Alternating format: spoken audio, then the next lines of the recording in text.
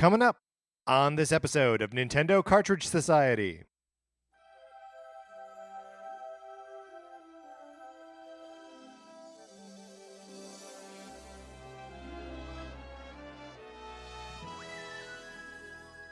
It's dangerous to go alone, so the Nintendo Cartridge Society goes with you.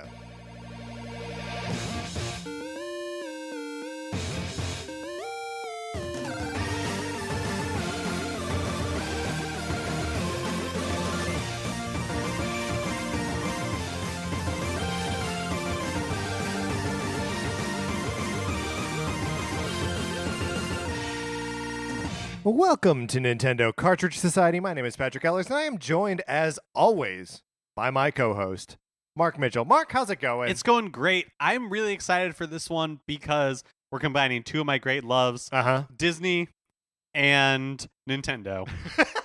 I like that there was a little bit of like a hesitation before Nintendo, as if trying to remember what this show is about. Here's the thing. Yeah. I totally forgot the word Nintendo for one of those brief, frightening moments where you're barreling towards the end of a sentence and you're praying that you'll remember the word by the time you get there. God, thinking and speaking are terrifying. It is amazing that we get through any of it ever. It's so hard. We're doing some nonsense today, but before we get into the nonsense, let's do the business up top. We got some business up top. Of course, the business of Sonic Forces, my copy of it for the Nintendo Switch. Would you like to borrow it? You can. My copy of this game. All you got to do is email us at nintendocartridgesociety@gmail.com. Give us a mailing address where we can send this thing. I send it to you with an envelope. The envelope has the return address and postage on it. It costs you nothing. Nothing. It's the perfect program, so get involved in that. Here's another thing you can do. Yes. Leave us a review on the podcast store of your choice. And then send us an email. Let us know that you left that review and include a mailing address. Yeah, and give us a little screenshot. Yes. Yeah. Right. And then guess what? Yeah. I will send you a copy of Patrick's Transformers comic signed by Patrick. Now, look, it again should just be reiterated that this is the Transformers Valentine's Day issue, written by me and drawn by legendary Transformers artist Jack Lawrence. This is a real comic book that was really published in the real world. And I know it may be weird that I am leaning into how real this is, but it's surprising to me every day that this is real. It's awesome, and it's a really fun issue. Thank you. And we want to get it to as many listeners as possible. Yeah. So, and I'll sign them, and Mark will send them, and it'll be great. Yeah. So we had to order more. They are on order. It'll take about 2 weeks for them to get here. So you have some time, but not that much time. Right. Because when we're out, we'll run out of copies eventually. That's right. All right, Mark. Let's get into what we're doing. This is going to be a great time.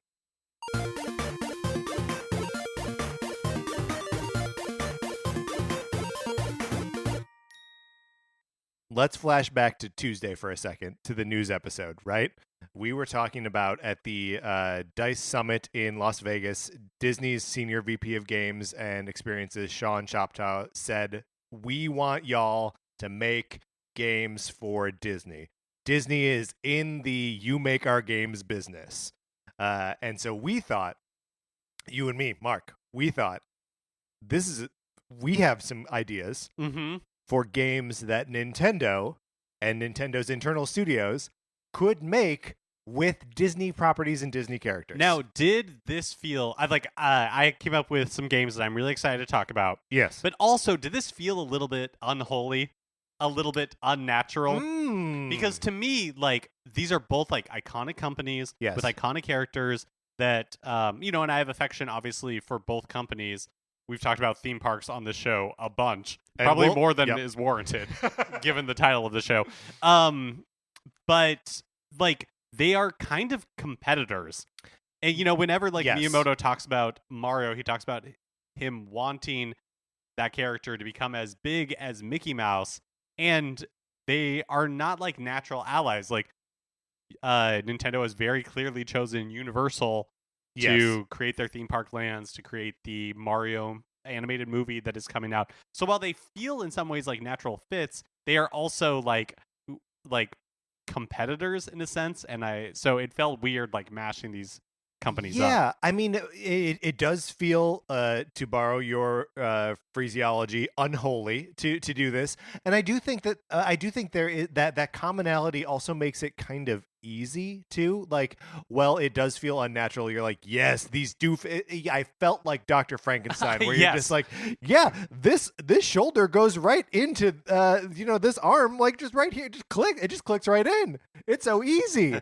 And, will the creation ultimately come to life and destroy me and leave me stranded in the Arctic? Yes, probably. But it might be worth it because some of these games would be really cool if they existed. And I mean, that's the other thing, too, about Disney is that, like, their properties at this point are so wide and so vast. And I don't know how wide you went with, like, I was just like, the mandate. If they own it, so, like, Fox, anything that came with the Fox acquisition is involved. Great. Me too. Anything that's from like the Lucasfilm acquisition involved. Yep, and from Marvel involved. Even though obviously they've already done partnerships for Marvel games, and EA currently has the Star Wars license. I used one from. I have a game for each of those properties. I'm actually realizing now I did not include any Muppets games on here, but that would have been a possibility. Oh, absolutely. The Muppets totally would have been, and I know I was thinking about it, but I guess it looks like I didn't actually. Did not make your list. Didn't actually make my list. So how would you like to start this? Would you like to, or should I have 7 games? Yeah, why don't you go ahead and go first? Okay, great. So the first game on my list, I think I'm going to pull out my biggest gun first, because this is one that I have been kind of quietly wanting for years, and then only in the last couple months has it become something that makes perfect sense for a video game. I want to see X-Men Tactics. Ooh. So this is a Fire Emblem-esque game. Of course, Intelligent Systems is going to make it.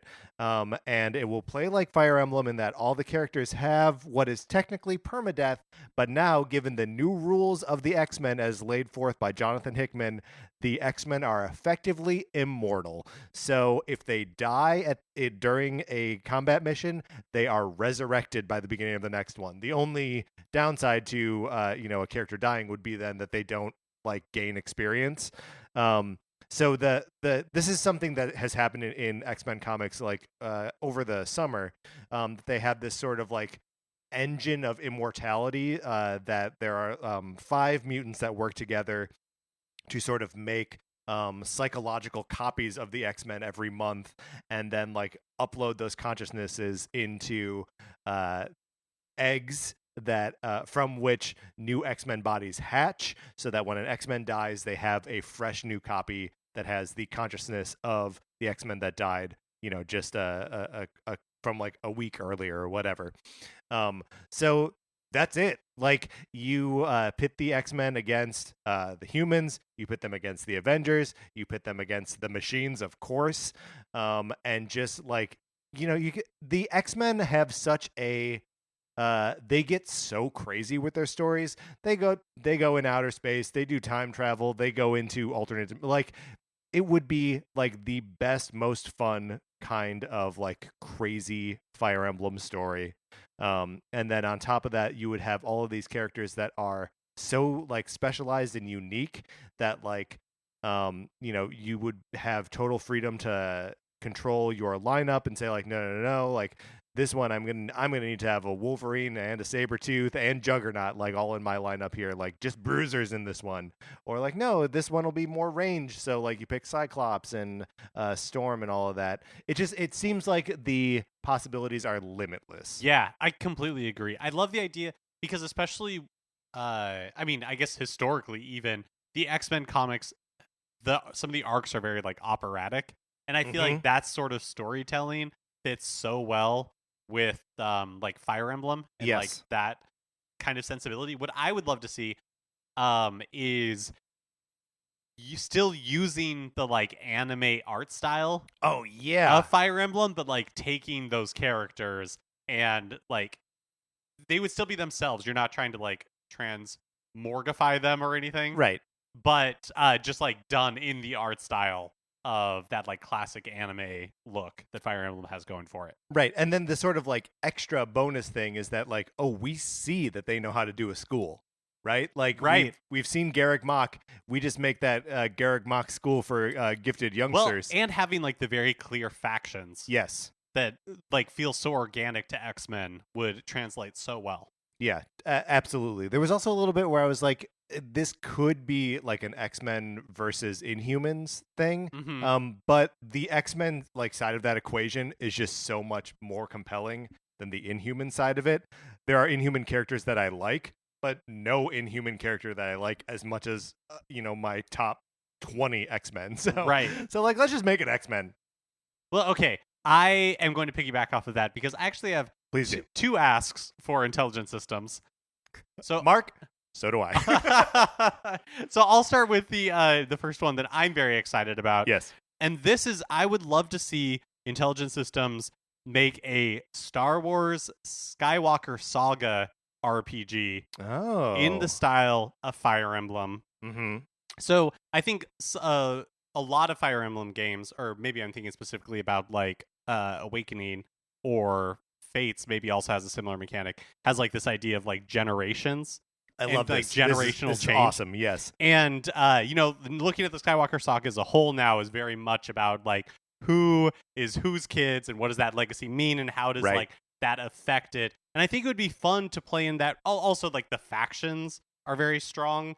You have like, although cut very clearly into like good and evil. Yes. But I feel like Disney, or really like Star Wars in general, outside of the movie, has fun with that, right? Like, you go to the theme parks because you want to meet Darth Vader, you want to meet Kylo Ren, and you want to like experience those parts of it where you can kind of like have fun with the fascism, And I think you can.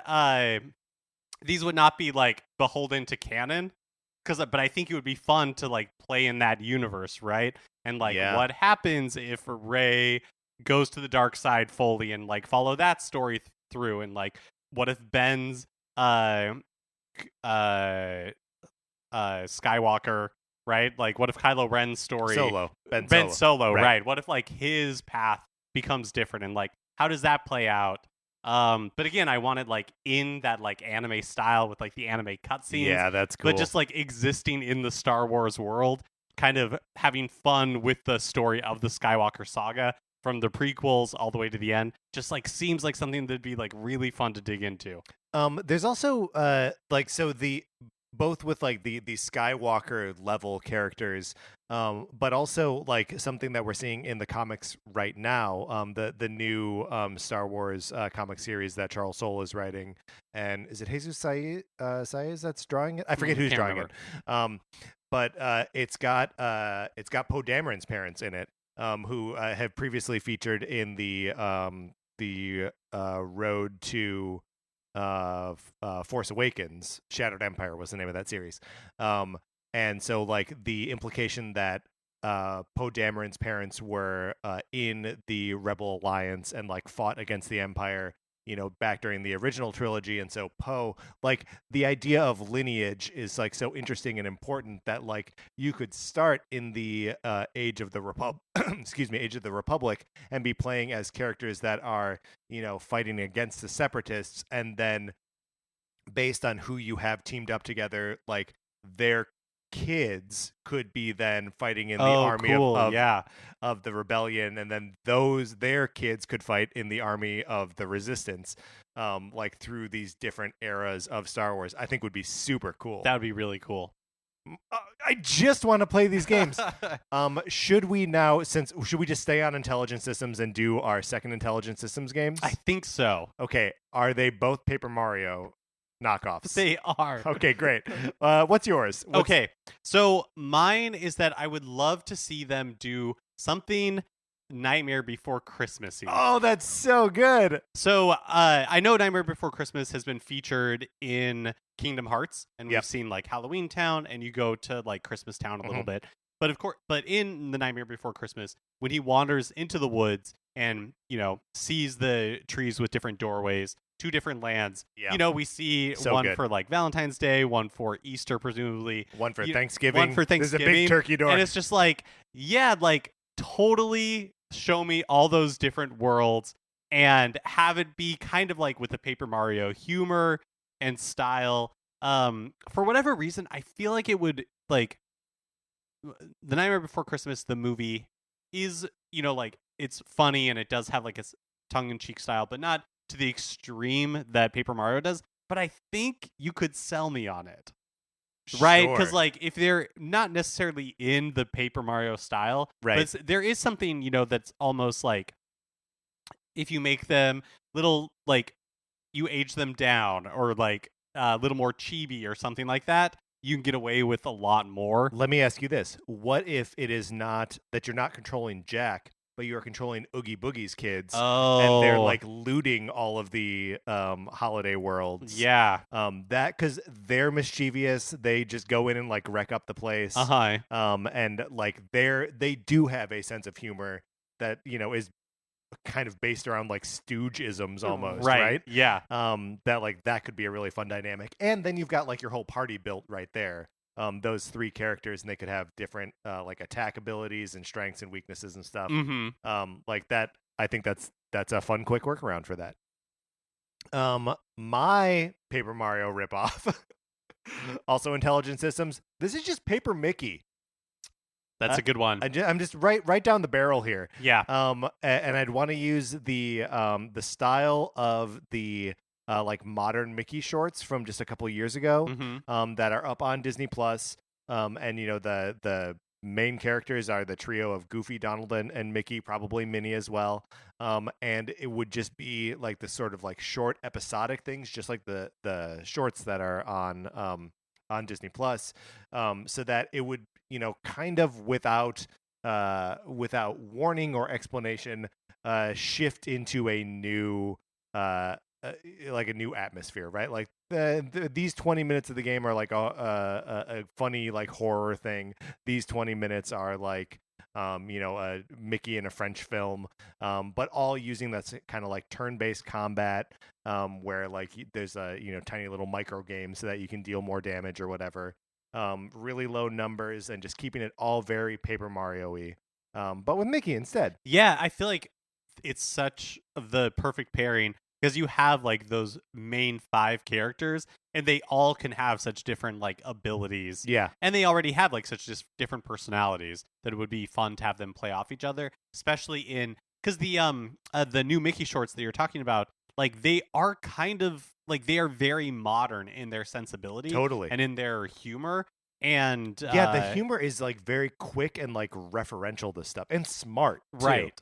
And like it really kind of stretches the bounds of like because Mickey's a very safe character, yes, and it like kind of really stretches the bounds of what those characters like can do and how they emote and all that kind of stuff. Yeah, and so I think that would be fun to play with in like a Paper Mario like heightened style. Yeah, where they're giving more time to like interact with each other. Yeah. So I also have a pitch for the Mickey and Friend characters. Please. But mine is a little bit more traditional in that I would love to see Retro take it on for a Donkey Kong Country like style platformer. And now is there a Mickey and Friends like game that you're modeling it off of? Well, okay, there is kind of, in the sense that I would love them, like it's well established on the show that I really like theme parks, Disney and otherwise. But one of the NES games that I don't know if it probably, it wasn't like really good, but I have a lot of fun memories of playing it as a kid, was the Adventures in the Magic Kingdom. Yeah. Developed by Capcom. And so what I would love to see is a Mickey and Friends platformer developed by Retro that each like world is a different Disney, is like based on a different Disney theme park, right? Sure. So you have your like Castle Park, like Magic Kingdom style level. So based on like, different theme parks, so it's not like Tomorrowland. Right. And then within like that world, you could have different lands that are based on like the different attractions and stuff. But so yes, you'd have your Magic Kingdom style like Castle Park. You could go to your Epcot style park. Really, that could be split into, you have like Future World and World Showcase or whatever they're going to be calling it in the next couple of years. You have like your Animal Kingdom, your like Studios Park. You do California Adventure.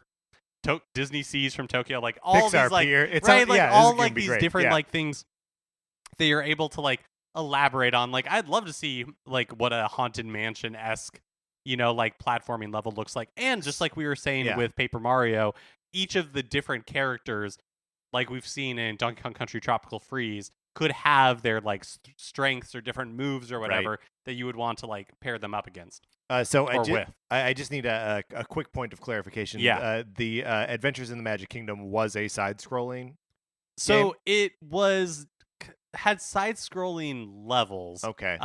Because there were also like areas like the like Big Thunder Mountain one where it was more like it wasn't side-scrolling. It was like you were on a train that was coming down screen, and you had to quickly like choose which of the paths on the track you were going to take. Sure. And some of them would end in like dead ends and all that kind of stuff. Right. But yours is a lot more along the lines of like Donkey Kong Country. Yeah. Right. Yeah. Totally. Yes. So I have a similar-ish kind of idea. And this one, this is where I'm cheating a little bit. I am just saying Capcom needs to develop this game. I'm sorry. I know they're not a Nintendo developer, but they have a relationship with the company. I want to see DuckTales X. So this is a 16-bit. This is just like Mega Man to Mega Man X. It's DuckTales to DuckTales X. It's a new DuckTales game. Plays exactly like the old DuckTales games, except it's a 16-bit game. And we can use like the art style of the modern DuckTales show, maybe even the voice acting and stuff. But I still want to see those 16-bit. I want to see those pixels. I want to see those pixels.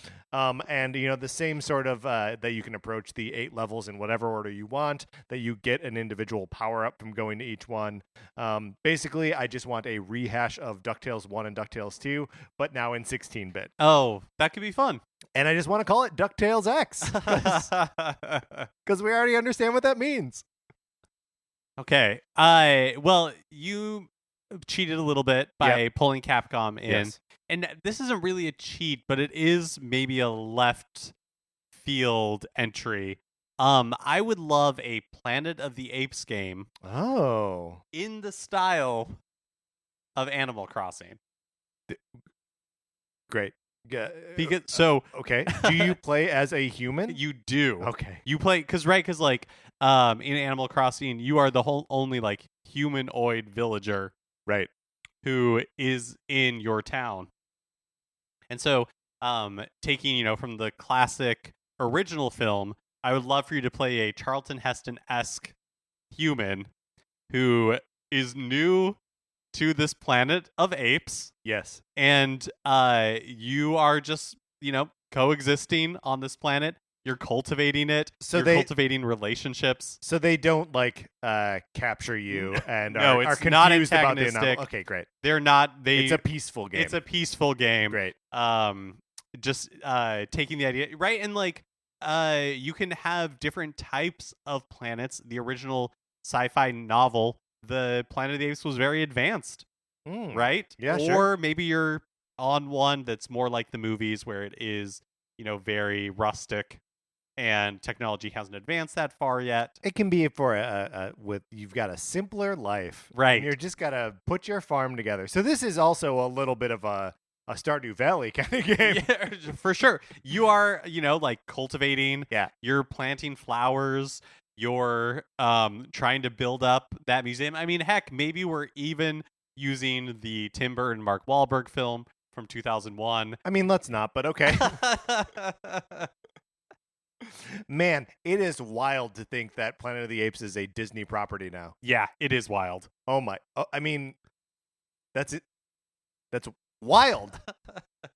But I think it's time for a cuter Planet of the Apes. Yes. I like this too because Planet of the Apes, obviously got like you say, there was the Tim Burton version, and then like the newer movies are all very they're very serious, right? Yeah, especially the latter two. Yeah. Written and directed by Matt Reeves. They're good. They're good, yeah. But it's still Planet of the Apes. Right. Yes. I feel this way about Batman a little bit, where it's like, yeah, like let's do that, but also let's go back and just have a little fun with this. Yeah, because it is Planet of the Apes after all. Well, and let's not forget that it can be fun, right? Like, it is very funny to me that we got that screen test of Robert Pattinson in the Batman costume, and it's like, whoa, it's like dark and like serious, and like the gun that killed his parents is part of the bad symbol, and it's like, oh, okay, but like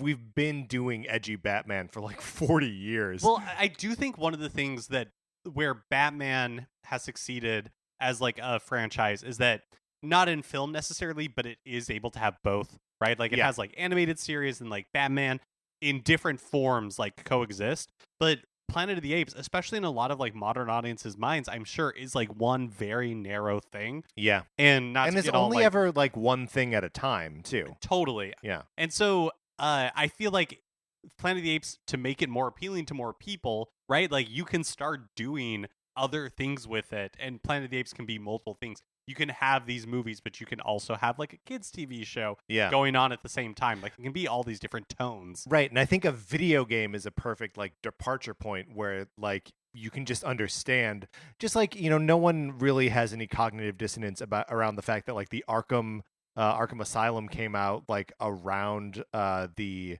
Nolan movies. Like they're obviously in different universes and they like different things are possible in them, but there's no like everyone's fine with it, right? Which maybe speaks more to your point about like Batman can be multiple things at the same time, but like just putting it in a different medium makes that like change in tone so much easier. All right, you ready for my next one? Yeah. So this is also maybe going a little bit out. No, it's not.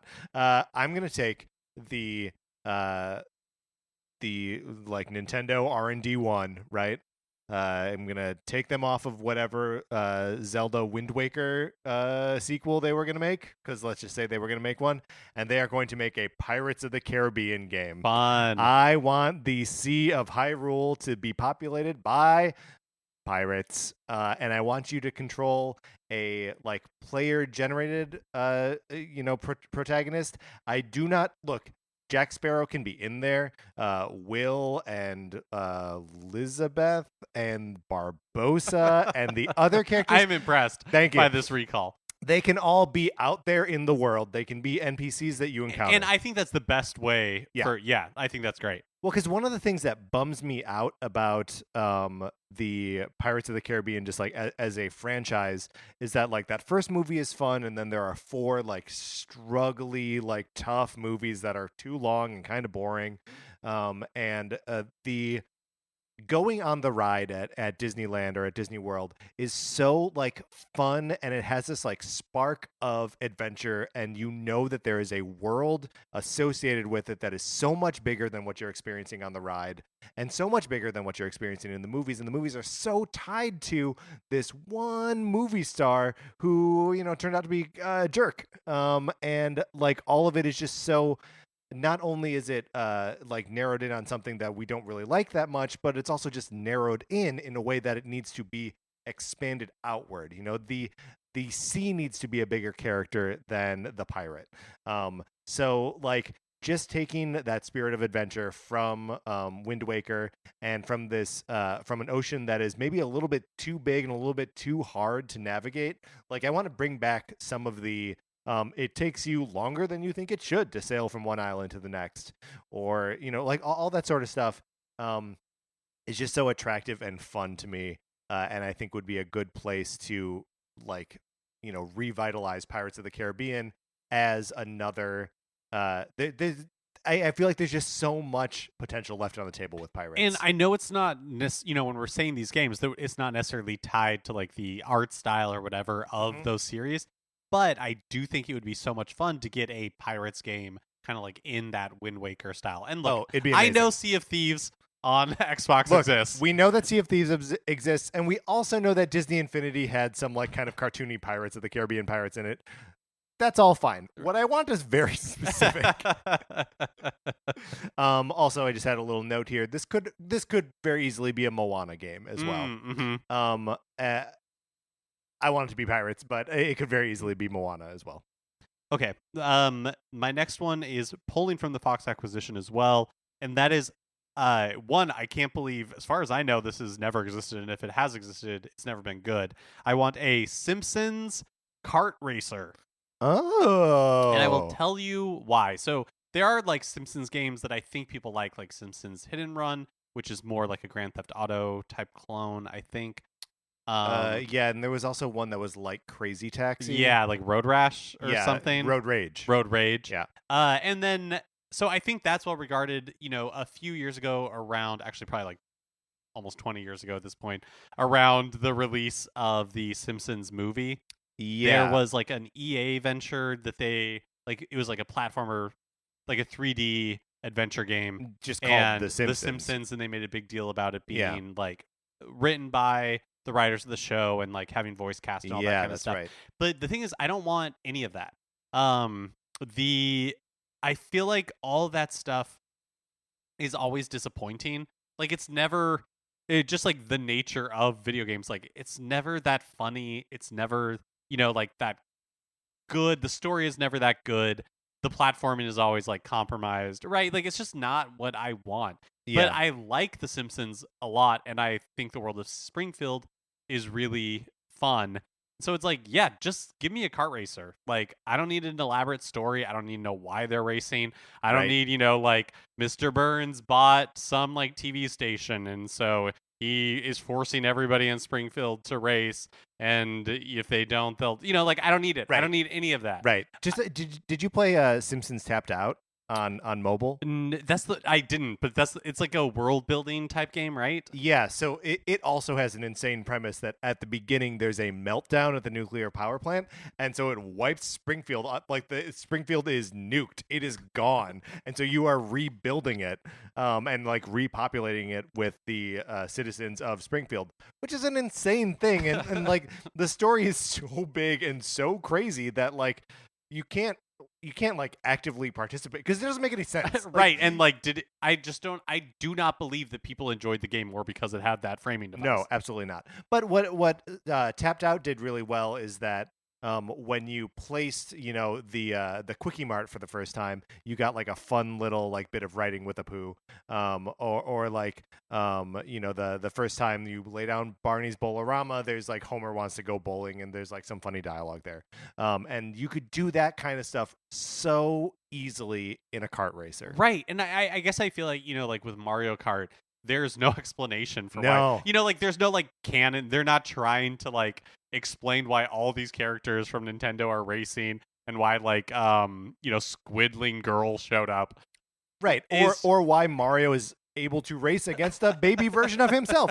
Like no one seems to care. Right. It does not matter. And that's how I feel about the Simpsons Kart Racer. It's like, yeah, like the worlds could be so much fun. You could be racing in so many like entertaining places. Like, yeah, like have us race through Springfield Elementary. Have us, go to the nuclear power plant. Right. The Isotope Stadium. Yeah, one where you jump over the Springfield Gorge, yeah, too. You're going to Capital And the City. failure rate is so high on it. Like, all of that could be... The world of The Simpsons, if you like The Simpsons, is so rich. Yeah. Let us go to, like, Krusty Studios. Yeah. just Krusty like, Lou Studios, but yes. Yeah, like, just like all those things could be so much fun. And I feel like we have Garfield Racer. We have Hello Kitty Cruisers, of course.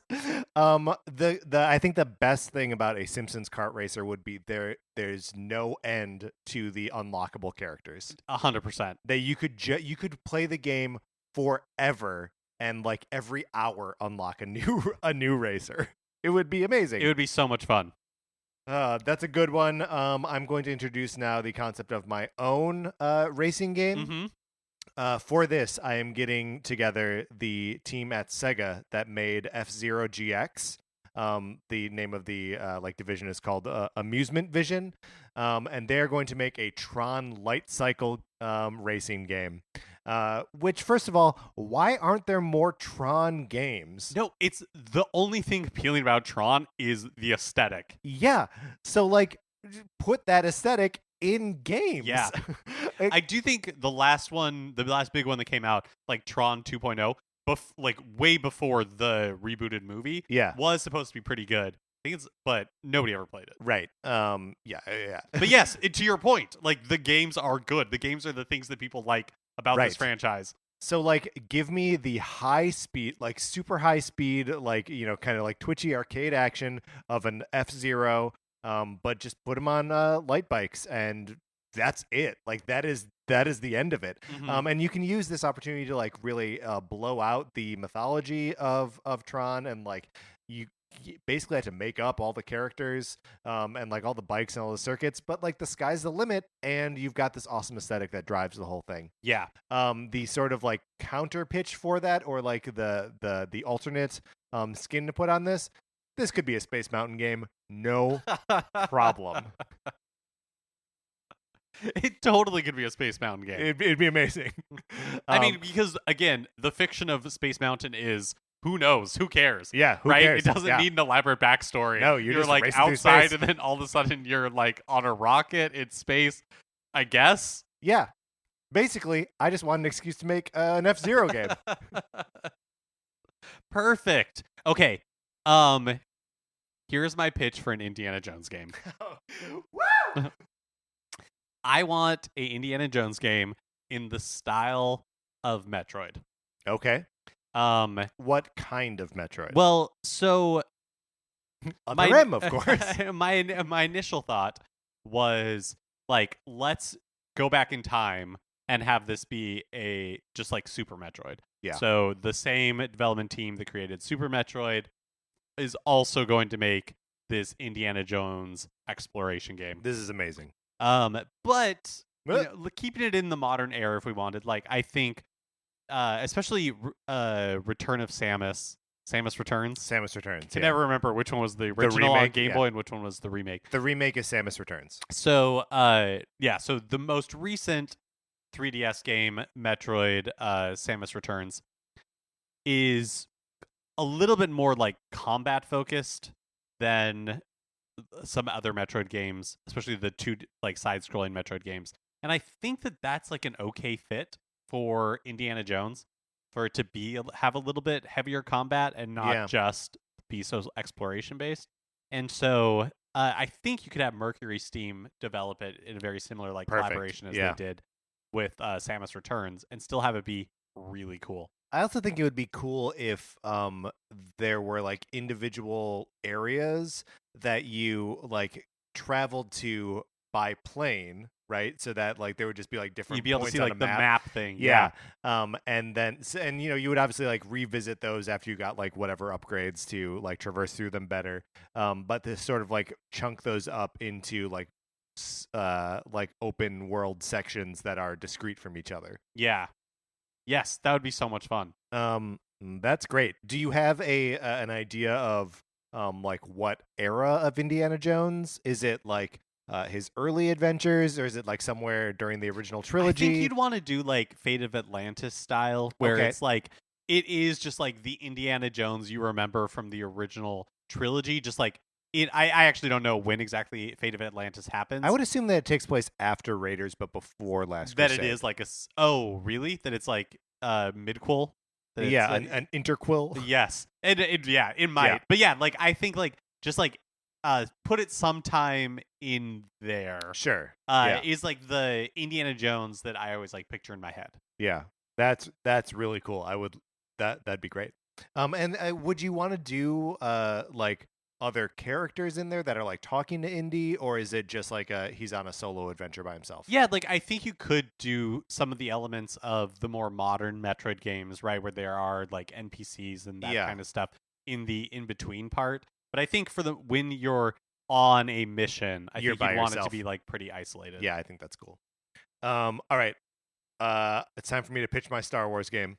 I am getting Platinum involved in here, and we are just doing a straight up character action game starring Kylo Ren, baby. Oh, fun. This takes place between episodes 8 and 9, and it is just Kylo Ren on the warpath. He's just going to all the planets we've seen in Star Wars before and just wrecking stuff. I mean, he is the supreme leader. He is the supreme leader, and, when he's like, I need to find this Sith Wayfinder or whatever, they just gotta, like, follow him around, and maybe, like, the Knights of Ren are there, too. Who cares? But, like, this isn't an exploration game, and this isn't this is a Kylo Ren minimum speaking role. I don't really want to see the members of the Resistance in this. I just want to see Kylo Ren wrecking stuff up. and him getting like stronger and scarier as you go, and it's just a fun hack and slash character action platformer. That could be really fun. I just love I know that this is not a new idea, but like we just have not seen enough Star Wars video games. Yes, since EA became like the licensee, and I didn't play the second Battlefield, whatever. I liked the first one. I haven't played the most recent Respawn game, but Jedi Fallen Order. Yeah, like have heard good things. But what I really liked about older eras of Star Wars games was that there were just like the breadth of titles available was amazing, and you could, like if you wanted a pod racing game, great. If you wanted some like bounty hunter side story that's taking place during the Clone Wars, great. Like there were just so many different options, and I miss that. Because like if you weren't interested in Battlefield for like 6 years or whatever, that's like basically all you got. Yeah. Well, and like this specifically is also filling a hole in the sequel trilogy like support. There is no sequel trilogy game. Right. There are there's one Lego game that's just Force Awakens, and then the Battlefront games have like characters and content from and the then there trilogy. Will be the Lego game that covers like the entire Skywalker saga. Yeah, but this, I want to just take this moment in Kylo Ren's life where he is at his like darkest and weirdest and most violent and least directed to just wreck stuff up. Like it is a period and obviously like Disney has been very like guarded about other mediums having access to those characters in this time period, which does make sense because like the story wasn't finished yet. Right. Yeah. But now that it is, and now that we know like where that ends and where his story ends, we can start to fill in those gaps. Man, that is such a good I am really hopeful that now that like episode 9 has been released, then the next few years we will begin to see a lot more of that like filler material that I feel like we really got around like the prequel trilogies. Oh, we got so much of it around the prequel trilogies, and then obviously like we were drowning in it for the original trilogy, and then it all got wiped out, and now we're drowning in it again. Yeah. I think the sequel trilogy is so ripe for development in all these other ways, and like. There are no video games about. There's no video game with Kylo Ren except for Battlefront. It's so weird. So I think we're on our last one then. Hold on. Oh, yeah. Sorry. The alternate pitch. This character action game, could very easily be a Frozen game. Where you're just Elsa and you're just ripping stuff up in Arendelle and you're just discovering new Frozen powers. It could be super fun. Yeah, it totally could. Do you remember what was it, like Legend of Korra game that Platinum developed? Like that does, because like Platinum's got to eat. Yeah. So they are a developer for hire for a long time, and not every game that's come out of them has been amazing. No. And that could totally be that Frozen game. We would, of course, hope for the best.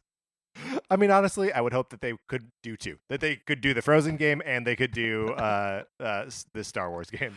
Okay, so my last one, I'm going to need your help with, Patrick, because I feel there is a huge gap in the market for a game, like a rhythm game, some sort of game. We're teaming up. We are teaming up. That is around like Disney's song library. Yes. Because it's one, enormous. Yes. Two, the basically like the modern American songbook is music from Disney films. Yes. And this has not been exploited. Yeah. Yeah, exploited in the way that like it's crying out to be. Yeah, for games specifically. So my that's the prompt. Right. Yeah. Like I don't, because like there's no right. Nintendo doesn't really do music or rhythm games. Except they do. Do right? they? Rhythm Heaven and Elite Beat Agents are both rhythm games that are very like specific and weird and quirky, and then there's also like the Donkey Konga games. Yeah, I guess that's true. Like it exists in some capacity, and my pitch is an Enchanted Tiki Room game. Fun. That is fun. Where obviously you would just see the birds and the flowers and the tiki totem poles, whatever, and they would obviously have to expand the song library beyond just the original Enchanted Tiki Room, and then really would like the actual gameplay would just be the sort of like tap and drag and like hit to the beat of Elite Beat Agents or Rhythm Heaven.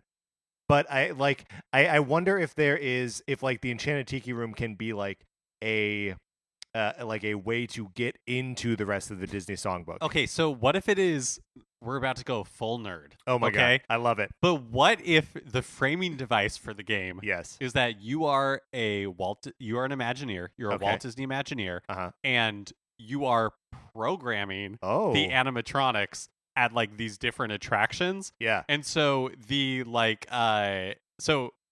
the rhythm aspect of it is you have to make like the birds talk in time to the music and like flap their wings, and you're like messing with all these different controls. Yeah. Right? And your goal is to get like an S-class show where everything is synchronized like perfectly, and you got the lights going, you got like different options like fog and stuff. Oh man, and you like earn hidden Mickeys to then like upgrade it with like smoke machine effects and like exactly lights. Yeah, and like you're programming like the fireworks show at the end of the night at Epcot, and again you're trying to get that like S-class show where everything's perfectly synchronized. This is amazing. I kind of want these to be two separate games. Like I want the one game where you're doing that and where you are doing like the what is the name of the Epcot light show? It used to be Illuminations. Yeah. Now it's Epcot Forever, and later this year it'll be Harmonious. Ooh.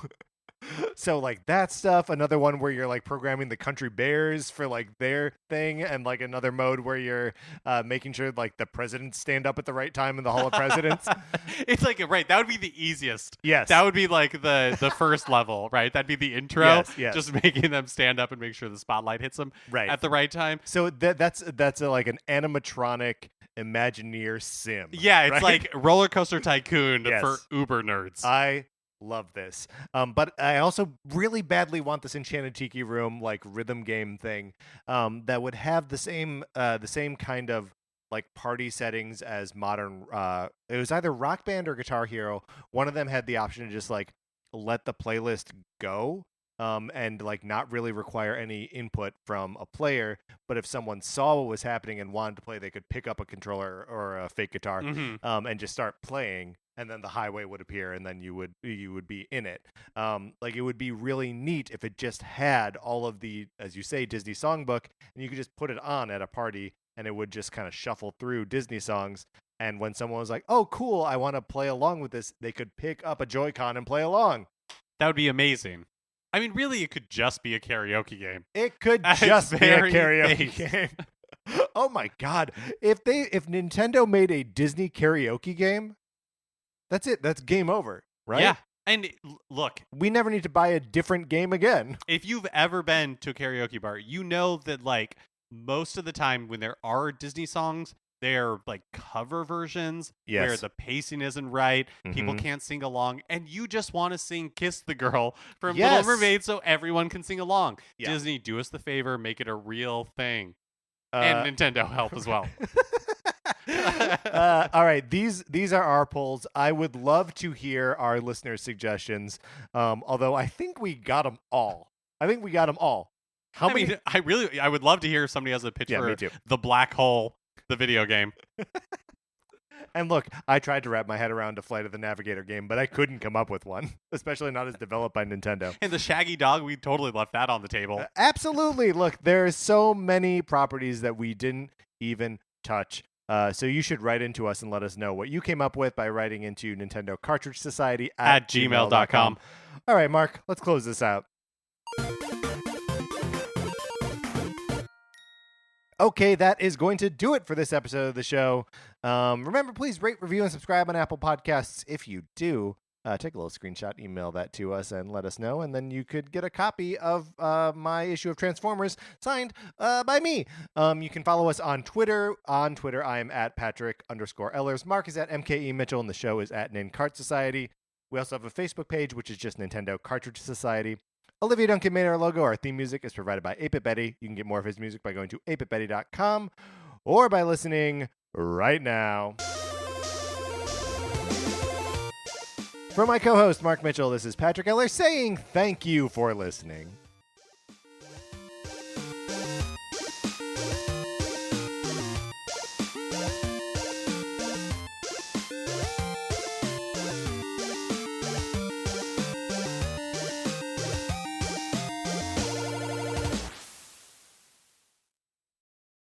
That's right, Nintendo Cartridge Society listeners, what is going down? Are you ready for a promo? Let's do yoga. Let's get fit. Hi, I'm Nick. And I'm Muriel. And we're the hosts of Hella in Your 30s. A podcast about a cool couple trying to do adult stuff. So each week we invite you to join us as we try to learn things we should probably already know, like how does a stock market work? Can we install that bidet? Why are all of our houseplants dying? This is a podcast for people of all ages because remember, age ain't nothing but a number. But being hella in your 30s is a state of mind. So tomorrow's a new day, let's order pizza. Campfire.